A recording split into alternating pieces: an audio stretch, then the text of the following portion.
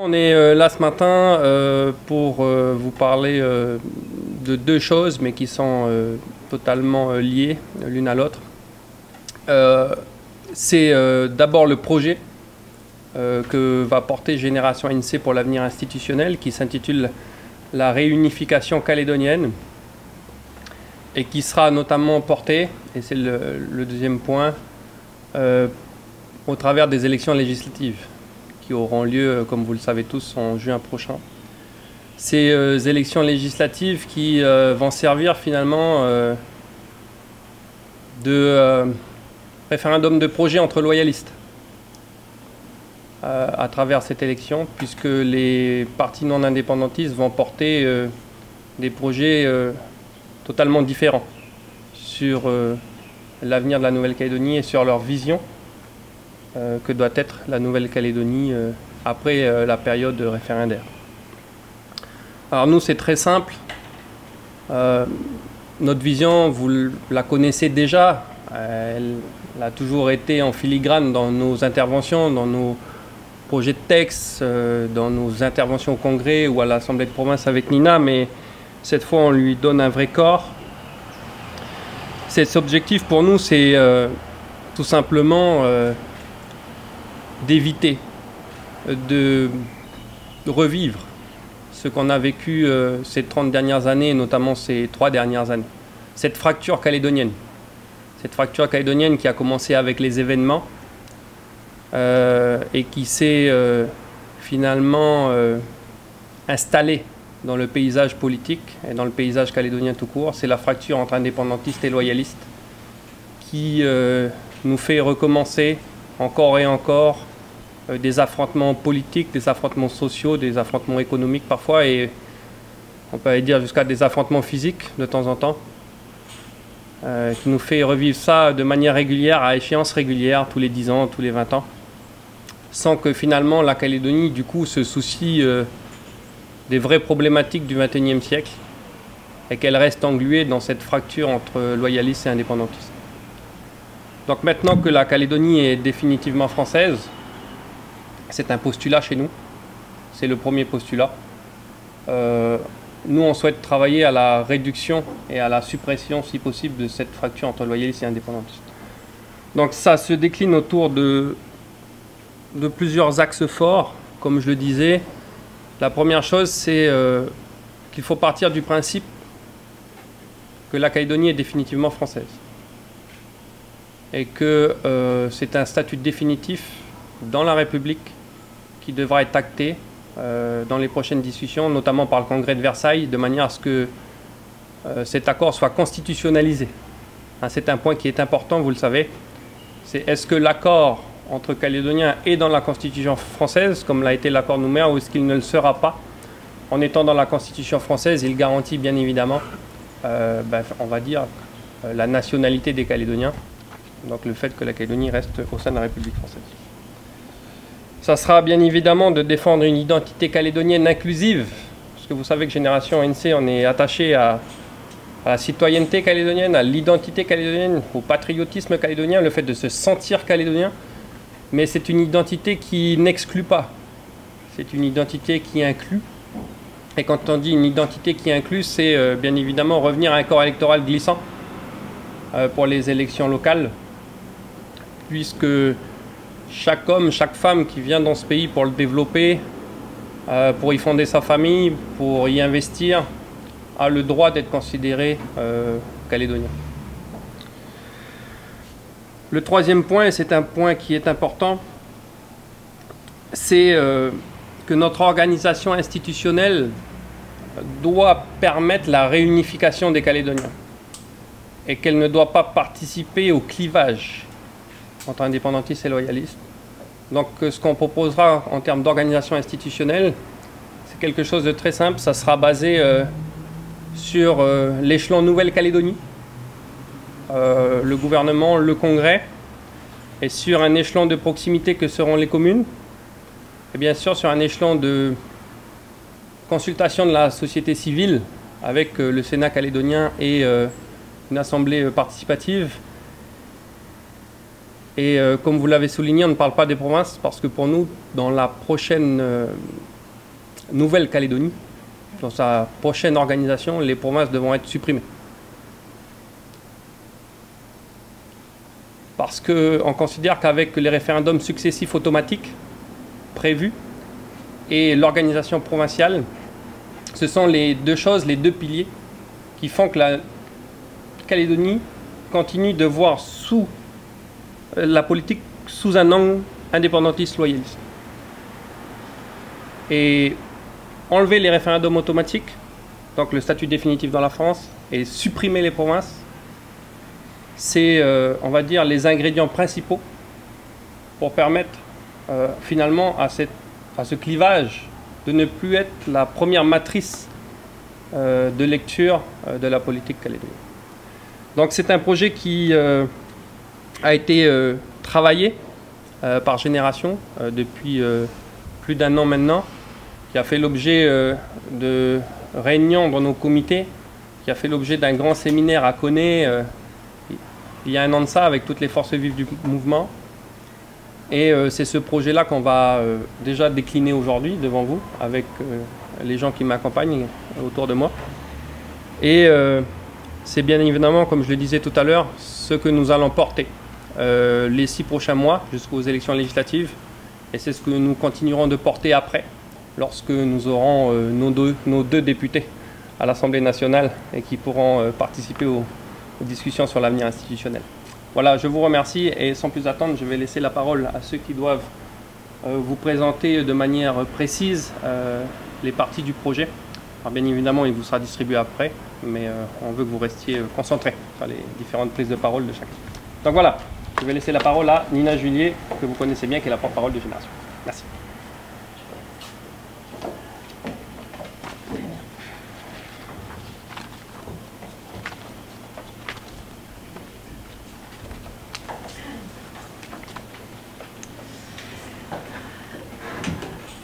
Alors, bonjour à tous. Donc, Génération, ce qu'il faut bien comprendre dans ce projet, c'est qu'on s'inscrit dans l'esprit des accords. Quand Jean-Marie Tjibaou et Jacques Lafleur se sont serrés la main, ils nous avaient promis la paix, mais ils nous avaient également promis de vivre ensemble dans un destin commun. On a eu effectivement 35 ans de paix, on a eu 35 ans de développement, mais les résultats du référendum nous ont montré que le clivage indépendantiste, loyaliste est toujours là. Donc comment construire en fait un vivre ensemble, comment construire un destin commun quand aujourd'hui 2 blocs s'affrontent? Comment faire puisque depuis 35 ans, on n'est pas arrivé à résoudre cette fracture calédonienne? Donc nous, on s'est posé la question, puisque nous, c'est ce qu'on souhaite, continuer à avancer avec une Nouvelle-Calédonie forte, des Calédoniens unis. Comment est-ce qu'on fait pour résoudre cette fracture qui n'a pas été résolue ces 35 dernières années? Donc on s'est posé la question de pourquoi on avait observé, pourquoi on en était arrivé là dans ces résultats. Nicolas l'a dit, il y a 2 raisons à notre sens. La première, c'est parce qu'on a inscrit dans les accords l'obligation de s'affronter au travers de référendums. Donc forcément, quand on a une échéance qui nous attend, eh ben, on reste cristallisé sur ses positions, loyalistes ou indépendantistes. Et puis parce que l'architecture institutionnelle avec ses provinces, finalement, ont renforcé les pouvoirs de chacun. On a, d'un camp comme dans l'autre, parlé qu'à notre base pour être sûr de ne pas perdre notre pouvoir et pour être sûr de ne pas perdre notre électorat. Et donc aujourd'hui, on arrive à ce résultat. Et comment on fait pour aller au-delà? Parce que c'est vraiment notre volonté. Donc le projet qu'on décline, qui s'intitule la réunification calédonienne, dans toutes ces propositions, vous allez retrouver cet objectif d'unir le pays, de réunifier les Calédoniens pour être plus forts afin d'affronter les enjeux du XXIe siècle. Alors ça commence d'abord par déterminer quels vont être les symboles qui vont nous rapprocher. Les Calédoniens ont besoin de se reconnaître au travers de symboles pour pouvoir s'unir au travers d'objectifs communs. Et vous le savez, on est des fervents défenseurs du drapeau commun. Donc on remettra le drapeau commun sur la table avec un vote des Calédoniens pour choisir enfin un emblème pour le pays.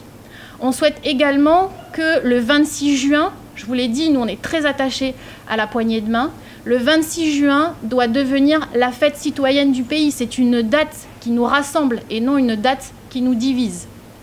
On souhaite également faire évoluer le nom de notre pays. On veut que la Nouvelle-Calédonie prenne le nom de Calédonie, parce qu'on considère que le mot « nouvelle » a toujours été associé à la colonisation dans le Pacifique.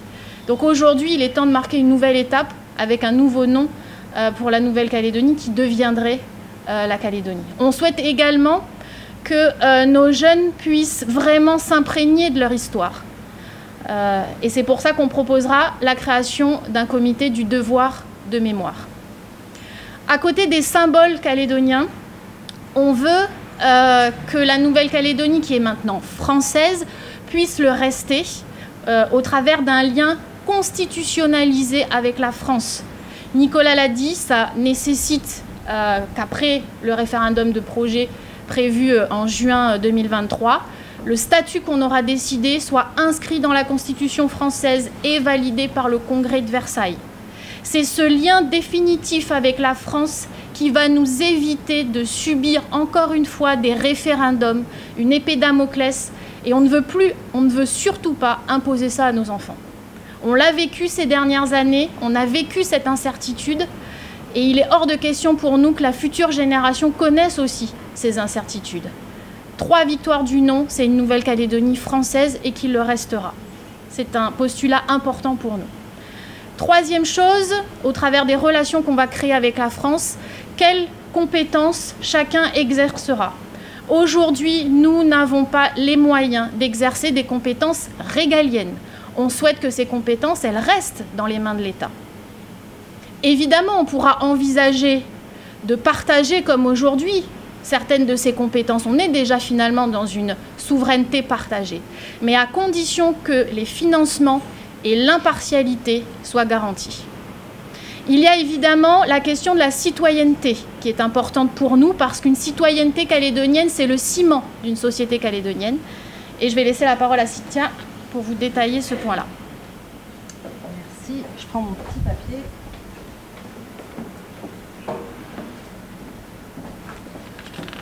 Bonjour à tous. Donc Nina l'a dit, pour nous, la citoyenneté calédonienne, c'est le ciment de notre identité calédonienne et il est sur ce sujet temps de mettre fin à une injustice criante et insupportable en Nouvelle-Calédonie. Vous le savez, 40 000 personnes sont privées de ce droit élémentaire, le droit de vote. Et donc nous, on souhaite eh bien, une société ouverte, ce qui inclut pour chacun eh bien, le droit d'accéder à la citoyenneté calédonienne et quelque part établir enfin ce corps électoral glissant. Nous souhaitons que la citoyenneté calédonienne s'acquiert par un acte volontaire. Donc, soit on est déjà citoyen calédonien et de facto on le reste, soit on ne l'est pas et on pourra le demander par justement un acte volontaire. Comment l'obtenir? Eh bien par deux aspects. La filiation, donc soit être marié ou en union avec un Calédonien ou une Calédonienne, ou bien avoir ses enfants qui soient calédoniens. Ou par une durée de résidence qu'on établit à 5 ans, évitant ainsi eh bien, les personnes juste de passage pour le travail qui souvent restent 2 ou 4 ans. Et donc au bout de 5 ans, chacun pourra accéder, demander la citoyenneté calédonienne. Cette citoyenneté, elle donne des droits et des devoirs. 2 droits principaux, le droit d'être inscrit sur la liste calédonienne, la liste électorale calédonienne permettant de voter aux élections propres à l'organisation du territoire, et enfin à l'emploi local. Des devoirs, le devoir de voter, et on entend là vraiment s'adresser aux abstentionnistes en renforçant eh bien, la possibilité de voter facilement, notamment, vous savez, par le vote électronique. Il faut s'inscrire résolument dans le XXIe siècle et nous pensons que le vote électronique est une solution pour inciter les jeunes à voter et aussi pour diminuer la pression sociale que l'on sait être importante en Calédonie autour des bureaux de vote. Et enfin, un service civique citoyen obligatoire pour tous ceux qui souhaitent acquérir cette citoyenneté calédonienne afin de donner un sens à l'exercice et pas juste obtenir un papier. Voilà, on le redit, hein, cette citoyenneté calédonienne est pour nous au cœur de l'identité calédonienne et ça nous semble très important de la définir précisément. Je crois que je repasse la parole à Nina. Arrive maintenant l'architecture institutionnelle que nous proposons pour la suite. Et là, on va toucher à une grosse réforme, puisque notre projet est en rupture avec l'organisation institutionnelle actuelle. Je vous l'ai dit, les provinces aujourd'hui nous divisent, puisqu'il y a des provinces indépendantistes et une province loyaliste. Est-ce qu'on veut ce modèle pour demain? Est-ce qu'on veut continuer à voir la politique juste par cet angle-là, loyaliste ou indépendantiste? Nous, ce n'est pas notre souhait. On veut arrêter cette fracture. On veut maintenant que le débat politique s'organise autour des enjeux du XXIe siècle. Et pour ça, il faut qu'on prenne des réformes fortes sur notre système institutionnel. Il faut qu'on supprime ces provinces.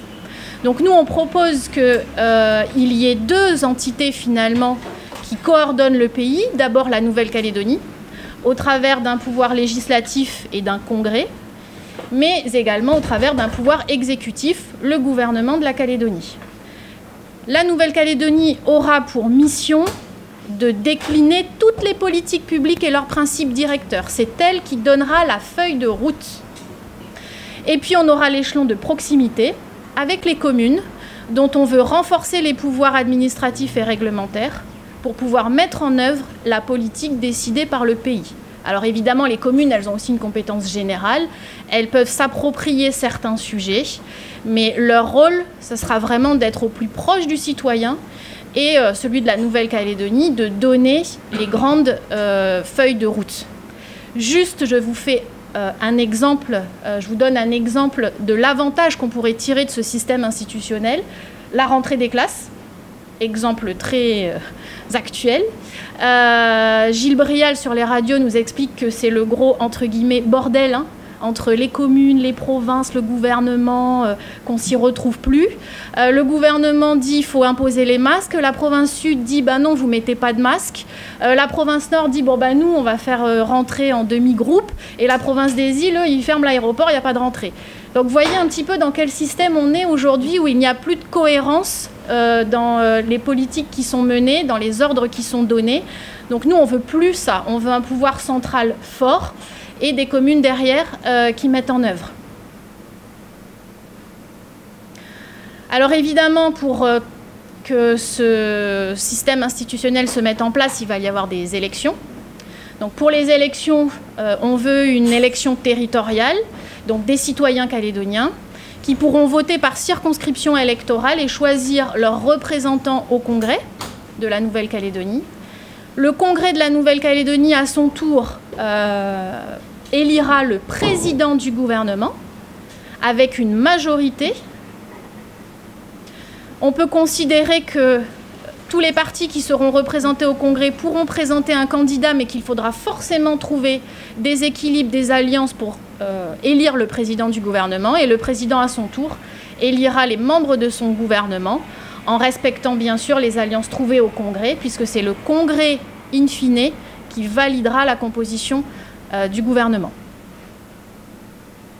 Pour les élections des communes, on touche à rien, on fait comme aujourd'hui, si ce n'est qu'on pourra envisager un redécoupage communal si nécessaire. Et bien sûr, tout ce que je vous dis là, c'est les grandes lignes du projet, parce qu'on ne va pas rentrer dans le détail, mais sachez que ça fait 1 an qu'on y travaille et qu'on a déjà beaucoup avancé sur le sujet, et on a déjà des idées très précises de ce qu'on va proposer dans ce régime électoral et dans ce système institutionnel. À côté de ces institutions, il va y avoir des institutions consultatives, et je vais laisser la parole à André pour vous détailler ces institutions.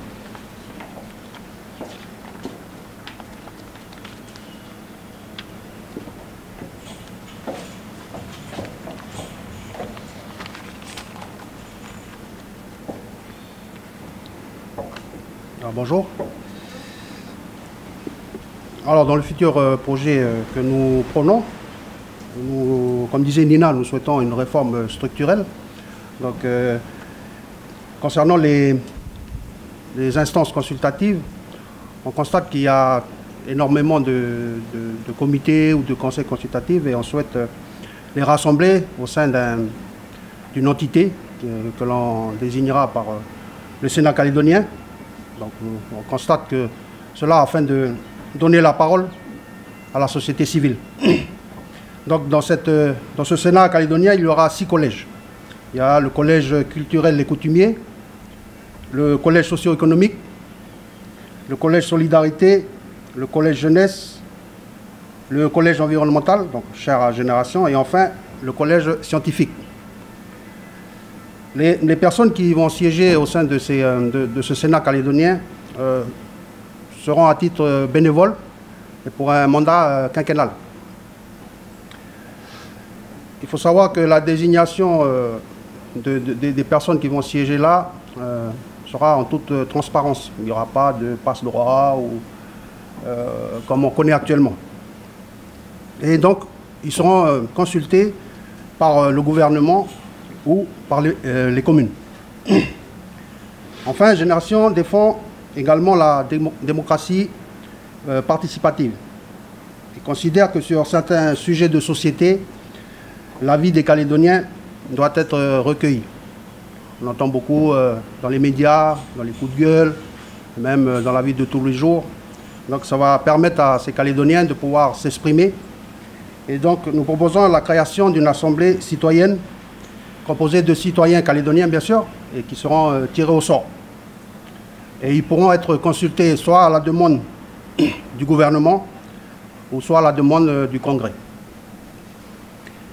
Notre désir de mettre fin à environ 35 ans de clivage indépendantiste loyaliste ne remet aucunement en cause la place de la coutume dans la réforme structurelle que nous envisageons.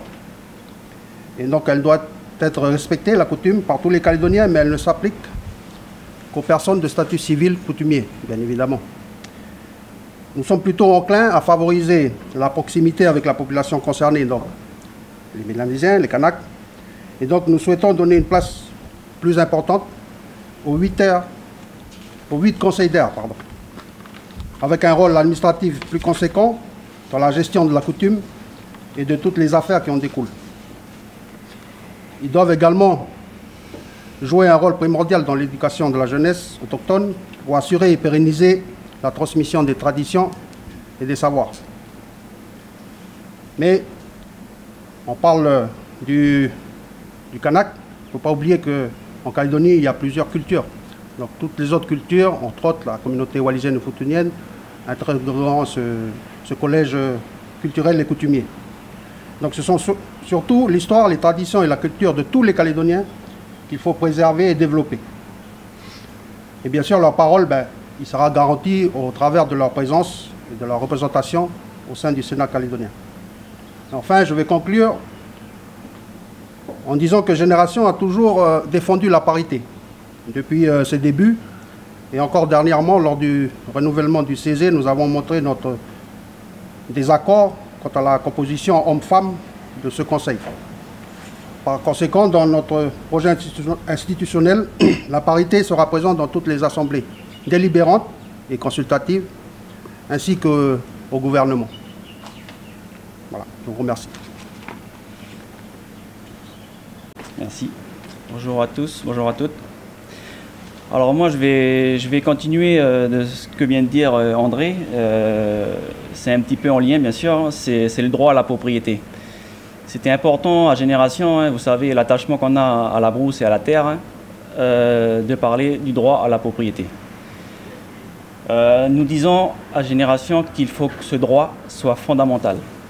C'est un droit fondamental pour toutes celles et ceux qui veulent acquérir du foncier aujourd'hui, qu'ils aient la garantie de la propriété privée.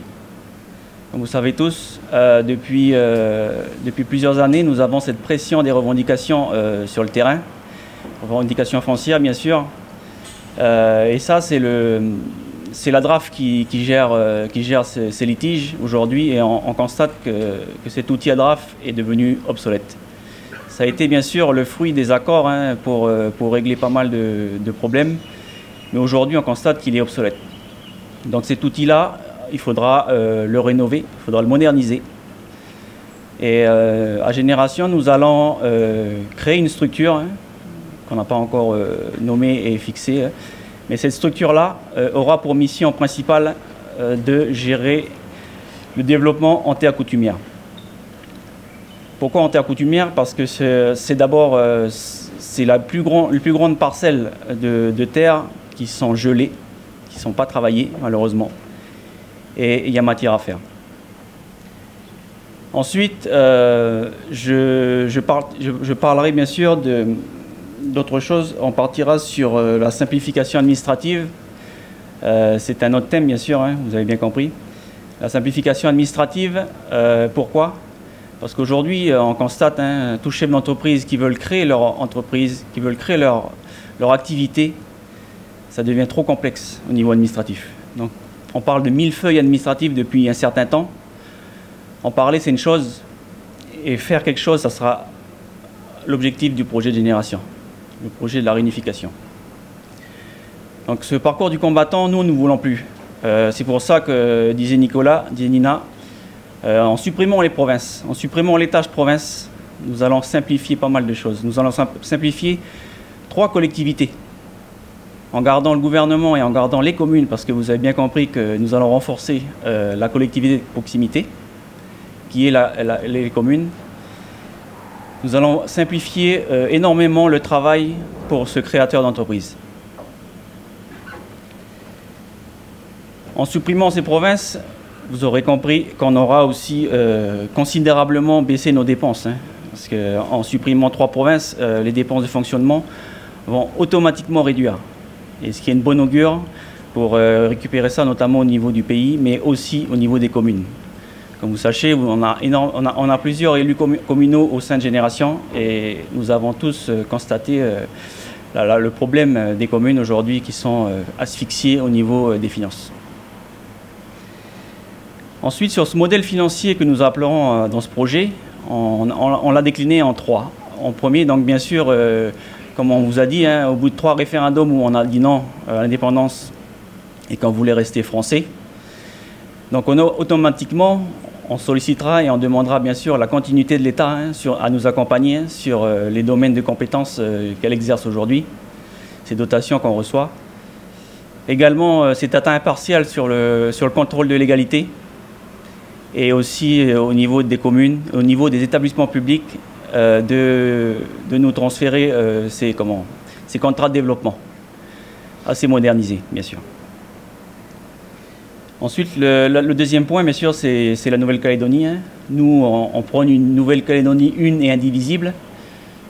Donc c'est pourquoi la compétence fiscale reviendra et doit revenir au territoire et non à chaque province, comme le projet de nos adversaires de demain.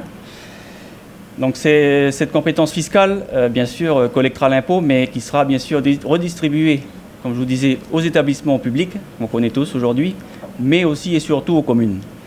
Pourquoi aux communes? Parce que nous pensons que ça sera une équité juste pour toutes les communes, pour les petites communes comme pour les grandes communes.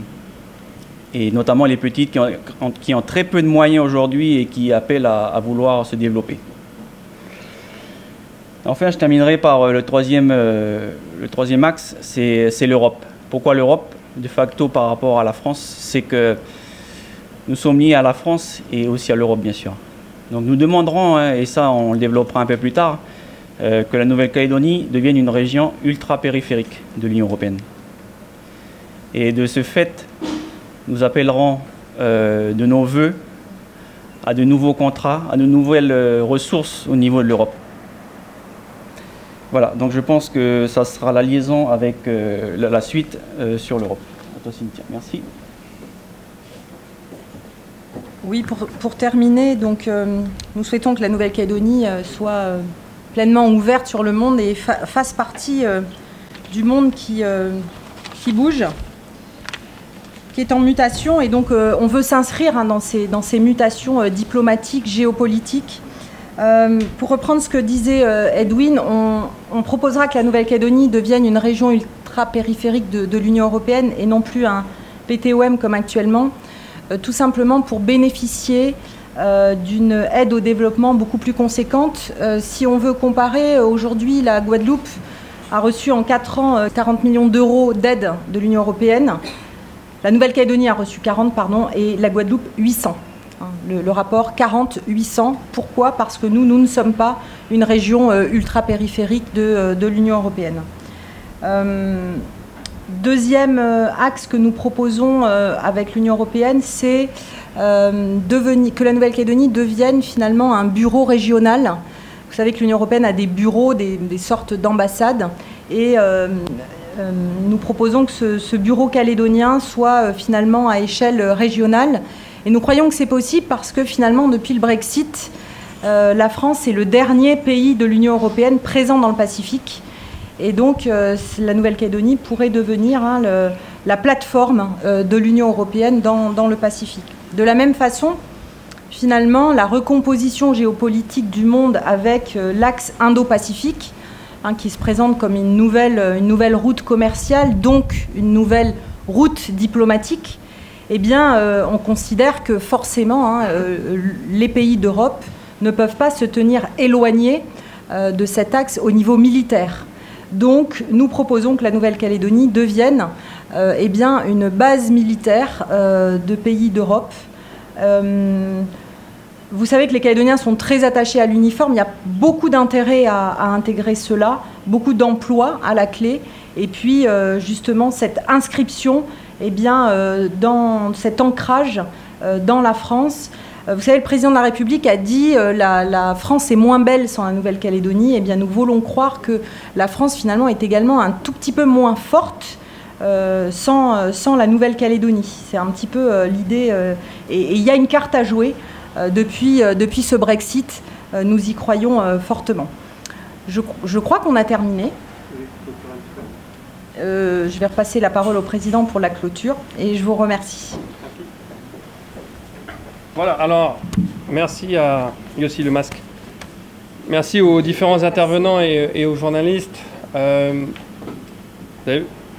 a démontré que le projet était conséquent et avait été travaillé. Et dites-vous bien que là, c'est qu'un résumé, parce qu'on va vous filer ensuite la dizaine de pages. Mais si on doit retenir une idée, c'est que Génération INSEE, on souhaite passer à autre chose. Voilà, on souhaite passer à autre chose. Après 35 ans de clivage, d'entre-soi, de stagnation du débat politique, nous, on souhaite vraiment passer à autre chose et inscrire durablement la Nouvelle-Calédonie dans le XXIe siècle, comme on le dit, et que le débat politique se modernise. On a voté 3 fois non, avec un corps électoral gelé. La Calédonie, elle est française. Elle doit le rester pour son bien. Elle doit le rester pour le bien de la France. Point 1. Point 2, la Nouvelle-Calédonie, elle doit sortir de ce débat indépendantiste, loyaliste, comme on l'a dit. On ne va pas rester là-dessus encore des décennies pour nos enfants, pour nos petits-enfants. On n'avance pas avec ça. Et le troisième point, c'est qu'enfin, qu'on arrête de parler de communauté dans notre pays, qu'on arrête de parler de Kanak, de Caldoche, de Wallisiens, de Futuniens, de Javanais, de Tahitiens. Parce qu'au bout d'un moment, on va citer toutes les ethnies du monde. On va peut-être même en créer, tellement on en dit. Donc juste qu'on parle de Calédoniens.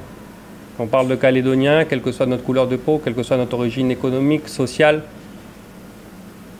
Et que cette identité calédonienne, que ce Calédonien, c'est un Calédonien qui accepte l'autre.